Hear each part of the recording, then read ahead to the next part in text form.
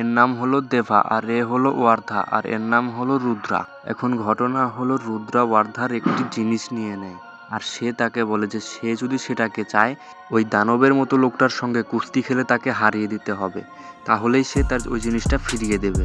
এখন এই কথা শোনা মাত্রই দেভা চলে যায় খেলার মাঠে আর ওই দানবীয় লোকটি সবাইকে উদ্দেশ্য করে বলছিল, কেউ আছো নাকি আমাকে হারানোর মতো? কেউ যদি থাকো তাহলে সাহস করে আসো আমার সঙ্গে খেলো। গ্যালারির সকল দর্শক উত্তেজিত হয়ে যায় একটি বাচ্চা ছেলে কুস্তি খেলবে এইটা ভেবেই। আর তখন দেভা গিয়ে ওই লোকটাকে জোরে একটা ধাক্কা মারে।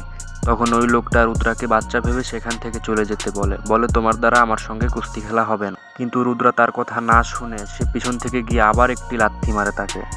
এখন এটা দেখে গ্যালারিতে থাকা সকল দর্শক হাসাহাসি করতে লাগে আর এখন ওই লোকটার মাথা প্রচণ্ড গরম হয়ে যায় আর সে দেভার দিকে আস্তে আস্তে করে এগোতে লাগে দেভাকে মারার জন্য।